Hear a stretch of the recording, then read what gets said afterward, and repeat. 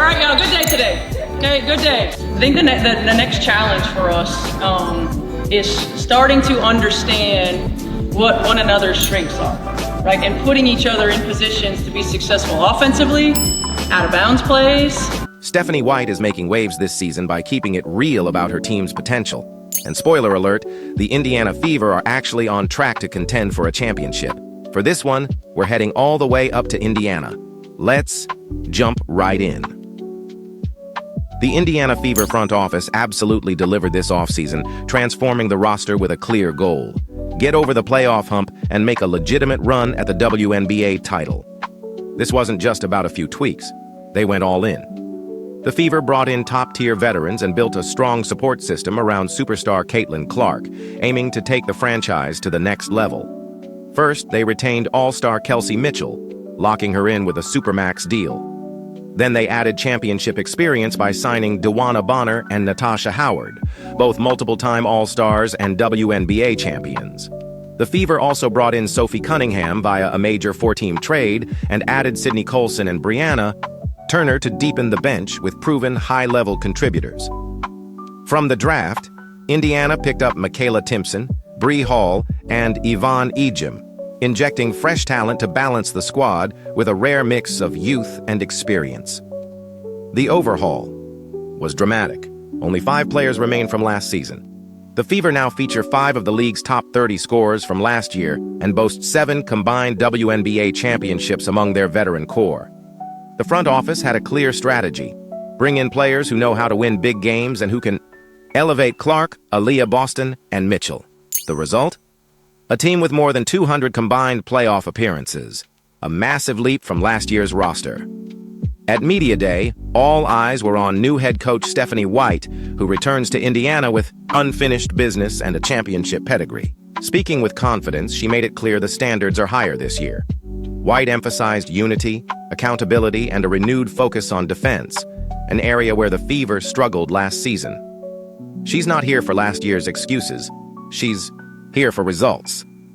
As far as the teams I've coached in the W, White said, this is the deepest and most talented roster I've been a part of. You look at the depth and the opportunity to play a variety of lineups in different ways. It's exciting. Players echoed White's message, describing a competitive training camp and a team that has quickly built chemistry. The vibe is different this year. There's a real sense of urgency and belief that this group can accomplish something special. Of course, everything centers around Caitlin Clark, who enters her second season with more support and even greater expectations. With Mitchell and Boston by her side, and veterans like Bonner and Howard leading the way, Clark now has the tools to elevate both her game and the Fever's ceiling.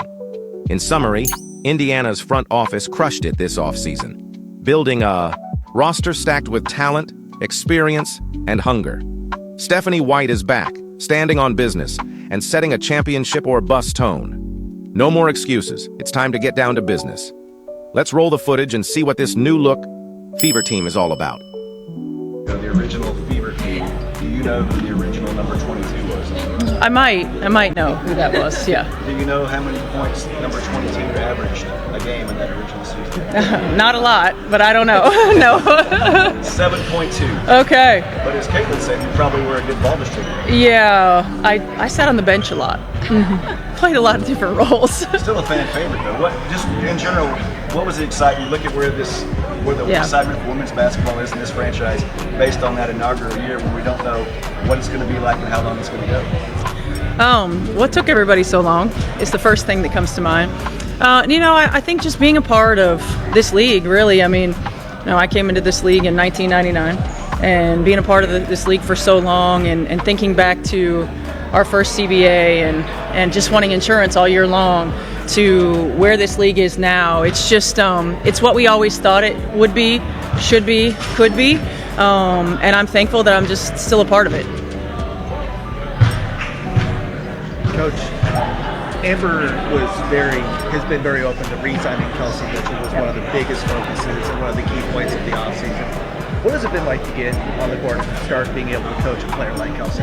It's been so much fun. I mean, yeah, she's right. That was priority number one, right? And, certainly thinking about, I've been watching Kelsey Mitchell since she was a freshman in college, covered her games a lot with Big Ten Network, and have always not just admired her game and the way that she plays, but the way that she works. She was always the first one in the gym. I remember watching her a ton, working out with her dad, and just the things that she was working on showed what type of worker she was.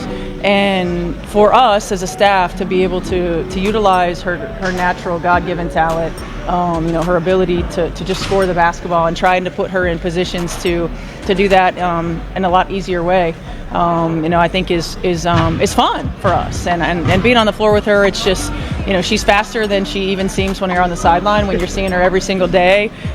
She wants to be great. She's playing, with probably the most talented team she's ever been a part of. And so I'm just really thankful that she's still in a Fever jersey. What has been the impact for you being back in Indiana? How have you related to family and things like that? Just for instance, the other day I had lunch with a guy who covered some of the high school and that wasn't me. Wasn't you? No. He's not here. He's not even in school. Oh, okay. He works for IU these days, but he told me he went to that side. He said, I remember how covered some of her high school days. It's been great. Yeah, I mean, it's been great. It's and I say it, and it sounds cliche, but it's really true. I mean, it's coming home. I grew up with a lot of these people that are in this building. I watched people grow up that are in this building, right? I mean, it's such a family feel with this organization, with basketball in the state of Indiana. And it is coming home, and there's a certain peace that comes with that, just as there's a certain comfort level that comes with that. But at the end of the day, we also know that we have a job to do, right? And so it's great to be back and to be familiar and to be a part of this franchise that's such a fabric of my DNA. But now that's over. We've started, and now it's time to play basketball. Steph, a lot's already been made of the championship additions to this team, the winners, and who have been there. How have you started to see them kind of mesh on the floor with the young core and with one another? Yeah, they've done a great job. I mean, first and foremost, you hear it vocally. Just in setting the expectations and in talking about some of the little nuance, whether it's spacing or whether it's timing, whether it's intensity level in a drill, you hear them vocally. And then secondly, you see them leading by example. I think the challenge sometimes for veterans when you come in is to grow the young ones in terms of their leadership. So being willing to help navigate, but also being willing to listen. And this group has been outstanding in that. And they just raise the intensity level. I mean, we have a core group that's pretty intense in general. But when you have players like DB and Tosh and Sid and Sophie that come in and just demand excellence daily, it just takes it to another level. The highest expectations for you were bad in a long time. You obviously coached great teams before. What does it take for us to stay on top of that, just keep everybody focused and not distracted? Yeah, I mean, first things first, we got to talk about it, right? We have to make sure that, you can't rely on talent. We've seen it throughout the course of professional sports. Like, talent enough isn't good enough, right? We have to rely on our daily disciplines. Our motivation is fleeting. Our feelings are fleeting, but we have to be disciplined in how we attack every single day. Our job as coaches is to maintain that level, not just the level that we expect, but the level that we accept on a daily basis. And so making sure we talk about it. Now, it also takes a little bit of luck, right? Like when we're trying to accomplish the things that you want to accomplish, a lot of things have to align. We got to put it together quickly. That's our job, to put it together quickly. We have to stay healthy. We want to be peaking at the right time. I know everybody expects us to compete for a championship in May. Well, that's not realistic. Like, we've got to make sure that we're taking our daily steps and we're getting better and we're stacking days and we put the best team and the best combinations on the floor that we can. Same level. How have you learned as a coach over the years to be better at that? Age. I mean, certainly I think life experience. You can ask probably anybody that's over 40, close to 50, over 50, like, life happens, right? Like, yes, we want to win, and yes, we're going to position ourselves to win, and yes, that's our ultimate goal. But life experience teaches us to not be too high, not be too low, that we have to approach each day and value each day with a certain discipline, a certain expectation, a certain understanding, and we have to go out and we have to live it. Steph, tagging on that, I know some coaches will maybe shy away from talking about, hey, best roster I've been around 25 years. Why was it so important for you to be so transparent about that, especially with your team? AC, you got me in trouble with that 2012 team. So, no, I think the most important thing is honesty and transparency and communication. I think that's always just how I've operated. It's how I wanted to be coached. It's how I want to coach. And look, like most good teams have that 8 probably player rotation. Like we have 8 players who could start in this league. We've got a 9-10 player rotation that we can use on any given day right now. And so I think the quality of depth, and look, let's be honest, the league and the talent across the league is better than it's ever been.